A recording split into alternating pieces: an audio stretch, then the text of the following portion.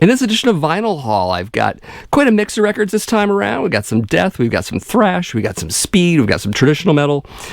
Got some new releases, as well as a couple records from the 80s. So, you know what? You should stay. No, really.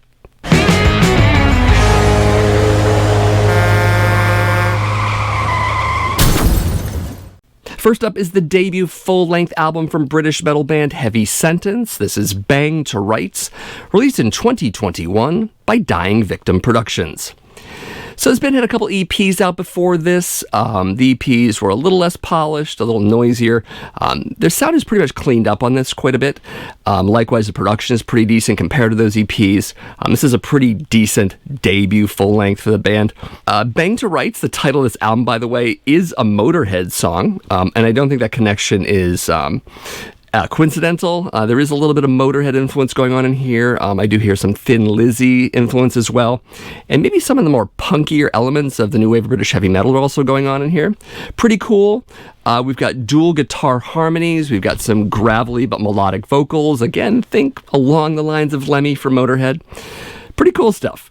I feel like fans of early Exciter as well as Midnight might really dig this band. In fact, I think Heavy Sentence and Midnight playing the same live show, maybe even touring together, would be pretty cool, because I would definitely go see that show, for sure. A vinyl variant for this one is 1 LP Classic Black, limited to 300 copies. This was also available in red, if you're looking for that color. We also have an insert here with full lyrics, and nice band collage and some credits on the reverse. And we got a poster. Poster of the cover art here. Very, very nice. Do have some favorites on this record, as I often do. You should definitely check out Edge of the Knife, as well as Heavy Sentence, On the Run, and Broken Hearts. Broken Hearts is a killer album ender. Of these tracks, I would definitely say check out Heavy Sentence first. It is definitely my favorite song on this album. Very cool stuff. So a lot of rhythmic groove riffing going on here with some anthemic choruses and super high energy to match. Plenty of bangers, to be sure. I also wanted to thank Andy over the Cloudy Milder YouTube channel. He's basically the one who introduced me to Heavy Sentence through his videos, which is the cool thing about the metal community here on YouTube. We get to introduce each other to really awesome bands out there. Hopefully, I've done the same for you. Anyways, Heavy Sentence. Check them out. Next is a compilation album of single tracks from American heavy metal band Night Demon. This is Year of the Demon, released in 2022 by Century Media Records. So yes, this is a collection of single tracks. In fact, you can see all 5 of the singles that they had put out in 2020, hence Year of the Demon. These 7-inch singles sold out really, really fast, so the band decided to put them all together on a collected 12-inch, which is really great because I don't really collect 7 inches, so it's super convenient and great to have them all in one place. In addition to original songs, they also have 6 cover tunes on this collection. We have songs from the Scorpions, Iron Maiden, Cirith Ungol, Thin Lizzy, and Le Griff, or Le Grief, depending. It's a very obscure Nawabum band, but pretty cool. I'm going to go through those songs in a little bit, but yeah, I just want to give you a little bit of a heads up that there are cover tunes on this record. The vinyl variant for this one is 1 LP Silver, 180 grams, limited to 1,100 copies. It also has an insert with lyrics to the original songs, as well as credits to all the others, and more pictures of the 5 singles in case you want to chase after these. Good luck on that, by the way.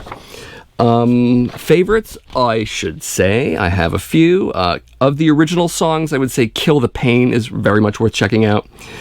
For the cover tunes, the Scorpions song In Trance, live version is really great.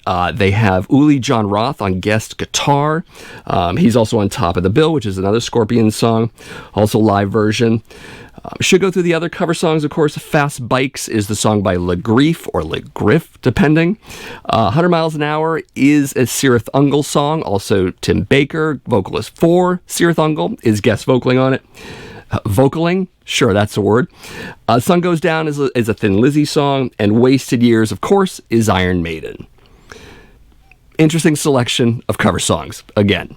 So there are videos from this album. There is a music video for Visteria. There is also a live performance video of In Trance. I would highly recommend checking that out, especially for Uli John Roth. It's amazing that he's on it. There are also audio tracks for 100 miles per hour, as well as The Sun Goes Down. You can find all of that at the Century Media YouTube channel. So overall, they sound like a really fun band to hear and see live. I would love to go see a Night Demon show. Pretty cool. It's been a while since they've released a studio LP. I think it's been about 5 years, so this may or may not tide me over until then. I know a lot of us are waiting for that record, so maybe it'll tide you over until then, maybe not. It is a lot of fun to hear, though, so I'm definitely glad I picked it up. Next up is the 12th studio album from Polish blackened death metal band Hate. This is Rugia, released in 2021 by Metal Blade Records. And I should say the blackened part of this is mostly in the riffing, not so much the vocals. I mean, this is a modern death metal band for the most part, though if you look at the picture of them, you might not get that right away. They have a little bit of a black metal look to them. But anyways, definitely got some fast riffing on here and some blast beats. You also have moments of melodic death metal. Some more mid-pace material is on here on occasion. It's a nice variety overall. So lyrical topics here are once more steeped in Slavic mysticism and history, much like the previous record. They do use these ancient stories, however, to talk about more contemporary problems, such as migration and survival and the environment, things like that. So it's pretty interesting. There is a deeper level to the lyrics going on in this record than you might think. The vinyl variant for this one is 1 LP silver black marbled, limited to 350 copies. There is also an insert in here with full lyrics and some more lyrics, as well as some credits and what looks like a whole lot of sponsorships, or they just love bragging about the equipment they've got. Take your pick. We also have a rather large poster, very large to be precise here, and it looks a whole lot like that. There you go. As for favorites on this album, I definitely have a few. Definitely Exiles of Pantheon is pretty cool, as well as Resurgence and Son of Extinction. Of the three, I keep going back to Resurgence. It's an amazing song. Love that track. Speaking of which, there is a music video for it, as well as Exiles of Pantheon, and you can find both of those at the official Metal Blade YouTube channel. While some folks do compare Hate to bands like Gorgoroth and Behemoth, I think there's a lot more going on than that. I really love the greater stress on atmosphere here, as well as the nice variety of moods. It's dark, it's angry, it's heavy, it's atmospheric, it is blackened death metal done right. So yeah, definitely in on this one. Next is the debut full-length album from Swedish progressive thrash band Paranorm. This is Empyrean, released in 2021 by Redefining Darkness Records. So right away I'm getting a bit of a Coroner vibe here on this record, though maybe a bit more technical sounding.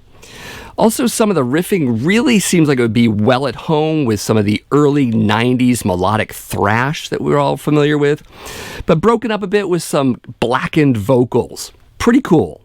And I know this band gets lumped in with the whole sort of proggy sci-fi metal thing, and I don't hear as much of that as other people do. I think they don't sound a thing like Vector or Blood Incantation. Again, there's more of a Coroner vibe to it than, say, Voivod. I think more of the progressive elements that Coroner utilizes are more at home here than that. So just to put that little delineation out there, because I'm just not hearing what other people are hearing so much. I would say, however, the sci-fi thing is here in terms of the lyrics as well as the presentation overall. So if you're going to call them sci-fi metal, I guess you can get away with that. Production on this album is actually pretty cool. It has a more classic sound versus modern. So again, that harkens back a little bit more to the early 90s, which I dig a lot. Speaking of the past, some of the melodic leads here skitter a little bit into Yngwie territory, which I really love. It adds a melodicism to it, but also gives it some of that spaciness, or can, so I dig that quite a bit. The final variant for this one is 1 LP Cosmic Red and Blue Swirl, limited to 150 copies. Cool Redefining Darkness logo and artwork. I really like that a lot. Also, what's cool about this is that although it is translucent, the red and blue kind of switch places a little bit when you flip it over. it's more red, which is kind of cool. I kind of like that effect. It's nice. You also get a lyric insert here, mostly lyrics, but you know what? You also get some pictures of the band, which is pretty great. As for favorites, the opening track, Critical Mass, is pretty good, and no, it is not a Nuclear Assault cover song. Also dig Edge of the Horizon, as well as Empyrean. That title track is the album closer. It is fantastic. It is my favorite song on this album. You should definitely check it out. Couldn't find any music videos from this album, or any other videos of sorts, which is a crime because I'm really digging this band a lot. If you know of any music videos or such, let me know in the comments because I would like to see them, but I couldn't find any. What's funny is I actually had to wait a while to get this record. The initial vinyl pressings of it sold out pretty fast, notably on Bandcamp, but then they repressed it, so I was very happy, pulled the trigger, got it. Funny thing about this band is they haven't been around very long, but you really wouldn't know it by hearing them. They sound very together, very solid, they know their sound, very established in that way, so that's pretty cool. They do have a couple EPs before this. I definitely want to check those out, especially the Tide Me Over until they do yet another record, which I'd be very excited to hear. So yeah, spinning this a lot. It's pretty cool. Check it out. Next up is a compilation album from the now defunct radio station KNAC. This is Pure Rock, 10 Best from the West, released in 1987 by Rampage Records. So for those that you don't know, back in the 1970s, but also in the 80s, radio stations put out their own compilation albums, which is pretty amazing. A lot of it had to do with Battle of the Band competitions. That's how they pick the bands, or they do some talent search for bands. Some of them were not. This is more of a talent search type of project that KNAC did. They picked 10 of hundreds of bands they went through that are on this. So it's pretty interesting, just to give you an idea of some of the bands that are here. KNAC, for those who don't know, was an all-heavy metal station in Los Angeles. They ended in 1995. They switched over to other ownership who made it into a Spanish-language station. But I remember being in Los Angeles from 1987 to 1982. I had a whole lot of extended stays there, sometimes months at a time. So I vividly remember being in parties, being at other people's houses. KNAC was always on in the background. They played everything from like Poison to Slayer, to everything. They had album premieres. I remember hearing the entire Injustice for All album from Metallica in its entirety on KNAC. It was an amazing station. I have a lot of good memories with it. So rest in peace, KNAC. And yes, that's exactly why I bought this album. Pure nostalgia. Final variant for this one, as if you couldn't already imagine, is Classic Black. With the Rampage logo there. Very cool. Favorites. Where do I begin? I Need the Nights by Drive is pretty fun. Closer to Me by Steel Master. She's a Drag by Bedwild. Amazing name. Also Mystery Lady by Fans. And the album closer is Streetwalker from the band Nightfall. Just to rattle off the other bands, we have Snake Rock, we have Britain, Silent Rage, Targa, and Swan. And what's really funny as I look at the pictures of some of these guys, you could definitely imagine they might have been interviewees inadvertently in The Decline of Western Civilization, Part 2, The Metal Years, because they have that look. And they were in LA at the time. I wonder if some of them appear in that movie and I just haven't spotted it yet, but I don't know. Maybe I'll scrutinize the film a little bit more and see, because, yeah, these guys should have definitely been in that movie. So if you dug the scrap metal compilation album I talked about a little while back, this is probably going to be right up your alley. Or maybe you were curious about some of the lesser-known bands of the Sunset Strip back in the late 80s and the early 90s, the whole hair metal scene that happened there. This, too, would be of interest to you. It definitely took me back quite a bit. I mean, I was in that scene off and on, so I have a little bit of nostalgia for it. Kind of fun to hear it again and all of that. So, yeah, a nice little time capsule of a time and a place that really is gone forever. So, yeah, that's what I'm going with. Next is the debut album from international death metal band Stygian Dark. This is Gore Lords of War, released in 2021 by Old Shadows Records. So first off, some very familiar faces here. We have David Ingram on vocals. He, of course, is the current singer of Benediction. He's the classic singer of Benediction. Everyone knows Dave. Also, since this is a project that Dave Ingram's involved with, you can also assume that Raga Johansson is on this record as well. Of course he is. Raga Johansson, of course, from everything. I don't know. Go look him up on Metal Archives, and I hope you enjoy scrolling because he's been in a zillion things. Trust me on that one. Or go look it up yourself. Also, John Rudin on drums, most famously from Just Before Dawn, as well as Womb Bath, not Wombath, which sounds like a furry creature who likes to bathe. But there you go. So a lot of old school death metal here, much as you would expect. David Ingram, of course, brings a lot of that, definitely from his current band Benediction, but he was also in Bolt Thrower, so you're going to hear elements of both of those bands. I think it's kind of inescapable. Also, the production on this, I should warn you, is a bit bare bones, but I feel like the material holds its weight, so it's really not a big deal to me. Final variant for this one is 1LP Red Marbled. I have no press numbers on it, but look, it's pretty, right? Also got an insert with full lyrics, as well as some credits and the like. Though strangely, I'm not in there. Anyways, favorites. Definitely Driven by Ravenous Hunger. Great song. Also To Kill the Raven. And the album closer, Buried Before First Light, is pretty great as well.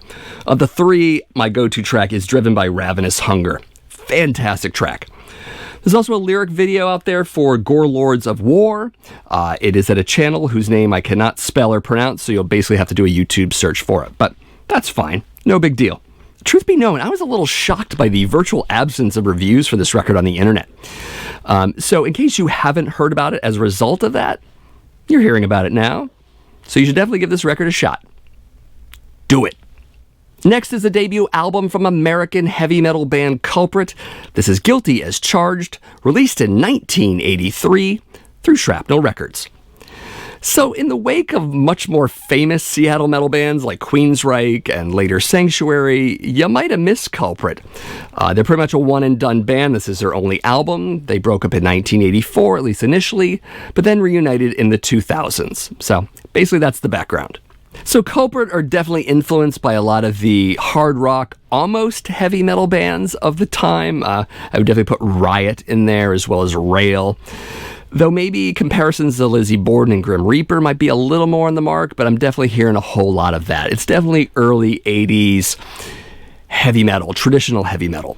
So one thing I got to mention is vocalist Jeff LaRue. He has a very high register voice.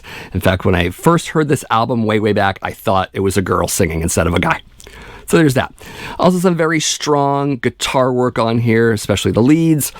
This is on Shrapnel Records, so that's no big surprise. Shrapnel had a whole bunch of the guitar shredders of the 1980s. They're a very guitar-centric label, so that totally makes sense.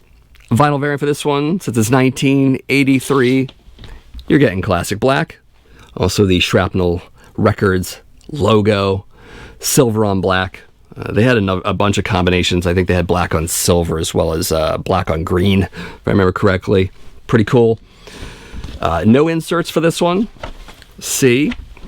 But I do have some favorites. Definitely Steel to Blood, as well as Ambush, Tears of Repentance, and Fight Back.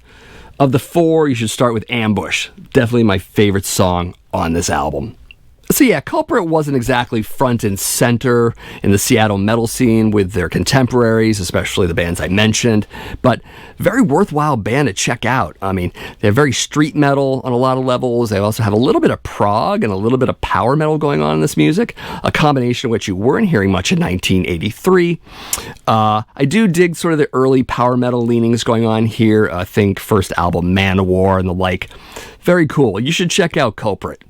Definitely. Next up is the latest EP from American thrash metal band Vio-Lence. This is Let the World Burn, released in 2022 by Metal Blade Records. So you got 3/5 of the original lineup here. You've got Phil, you've got Perry, you've got Sean. Speaking of the last, Sean Killian's vocals here. Not so much the sort of rapid high-pitched thing you remember from Eternal Nightmare, but definitely shoutier and a lot more angry. I kind of dig that about it. Of course, no Rob Flynn here. You're not going to get Rob Flynn. He's a Machine Head. He's quite happy to be a Machine Head. We all know that. But I thought I'd throw that in anyways because this is a bit of a reunion album for this band, and you wonder how many of them are back. I told you, 3/5. That's all you get. Anyways, the replacement guitar player, you might know him. You might not have heard from him in a while, but you definitely know him. It is Bobby Gustafson, formerly of Overkill. Amazing choice for guitar player in this iteration of Vio-Lence. I do want to talk about Gustafson in particular. I think the one thing I really like about him on this record is that he's not trying to imitate classic Vio-Lence soloing. He's Bobby Gustafson, and he's Bobby Gustafson on this record. His classic palm muting style is there. His riffing is there. You know it's that guy on this record. So I like that. And just huge props to him sticking to his guns and being who he is and playing the way he plays. I really like that. And I really think it's a great addition to Vio-Lence. I think it works really well with their sound and it brings a new dimension to their music. Final variant here is 1 LP Orange Red Marbled. You can't see the red really well. In fact, the website went back and just called it Orange Vinyl. Maybe that should have been what it was called from the get-go. Also, we've got an insert. Cool pics of the band. Very nice to see them back in action. And full lyrics. And since this is a Metal Blade release, you can often expect a poster. Maybe seeing one more of those next, by the way. Here is the rather large poster of the cover art. There it is. As for favorites on this EP, definitely Screaming Always, great song. Also Gato Negro. And of course the title track, Let the World Burn, my very favorite song on this album. Check that one out first. You can also check it out as a music video because it is the music video from this album. There is also a lyric video for Flesh from Bone. You can find both of those at the official Metal Blade YouTube channel. So one of the criticisms I do have is in the title track, specifically in the midsection of the song where Sean Killian does this kind of whispery talk part. I don't know how I really feel about it. However, it does build up into this part of the song where it totally punches in. I really love that. So I'm kind of conflicted between the talk part and it being a transition into a heavier part of the track. You might have more of a problem with it. In fact, many people really don't like that part at all. But you know what? You judge. I'm not going to put things in your head. Also, we got to talk about this cover art. It is passable at best. The font looks like it's from some late 90s website. It just looks awful. They should have gone with their original logo, hands down. Also, the art there is passable. It's okay. Basically, this EP is a lot better than its cover art, so just know that going in. So overall, the EP is really good. I think it lacks a little bit of the punch and delivery of the classic era stuff. I don't know, maybe that's just my age talking. I have been a fan of this band since 1988. But I still like it quite a bit. I think there's still a lot of great stuff going on. I think Flesh from Bone is decent. I think Let the World Burn is amazing. I think this might be a springboard to some better material, though. I'd love to hear a full-length album. I think if this is what it might lead to, or they might improve upon this, I think they've got it in them to make a really great full-length album. Again, this is good. Am I in love with it? Probably not. But I'm still spinning it. I'm still liking it quite a bit. Next up is the 5th studio album from American blackened speed metal band Midnight. This is Let There Be Witchery, released in 2022 by Metal Blade Records. So yes, Athanar is back. We've got our blackened vocals, we've got our speedy riffs, we've got our traditional metal soloing, we've got all of that. We've got our Motorhead and Venom worship in check as well. This is Midnight. You know what you're getting. Vinyl variant for this one is 1 LP Purple and Black blend with the amazing Metal Blade Records classic logo. Love that. Also, it's a Metal Blade release. Guess what? You're getting a poster. A very large poster of Athanar and fire. It's a great combination. Anyways, we've got some favorites coming here. We definitely love Telepathic Nightmare. Great opening track. Also, More Torment. There's also Villainy, Wretched Villainy. Great song. And it ends with Sex Witchery, another strong track. In fact, I feel like this album is bookended really well with 2 killer tracks. Of all of them, I do love Sex Witchery the most. Speaking of which, it does have a music video. There is also a lyric video for Nocturnal Molestation. You should check those both out at the official Metal Blade YouTube channel. So, of course, since this is a midnight album, you're going to get all of these standard musical elements you get. I mean, he's very consistent in his music. However, I would say that there is a little bit more piss and vinegar to the performance here. It's a little bit more in your face. I kind of like that. Also, the vocals are the best they've ever been on a midnight album. I'm really enjoying them. And it's also fair to say that he's turned up the dial once more on the filthy lyrics. I think Rebirth by Blasphemy had some of that, but I think albums before that had a lot more. He's kind of gone back to it, the level of filth. And that's what you come to expect from a midnight album. You're getting more of it here. Fantastic. Anyways, if you like Midnight's past efforts, you're probably going to love this one at least a little bit more. It's a good record. And that's it for another episode of Vinyl Haul. Remember, if you liked what you saw, definitely give me one of these. Also, subscribe to the channel if you haven't already done so. Share this video with some of your friends. Also, comments are really important. I'd definitely love to hear what you think about these bands, what you think of these albums. Maybe you know of other albums from these same bands that I should be listening to. Let me know that and anything else relevant in the comments below. Of course, if you're looking for more material on metal vinyl collecting, you should definitely stick around to my channel. This is the Accusation Network. I do these kind of videos each and every week. I also do videos on modern and classic metal bands in general. If that's of interest, definitely go through my playlist. I've got almost 200 videos at this point. You should definitely check out each and every one of them, you know, if you got the time. So thanks for watching, and I'll see you in the next video.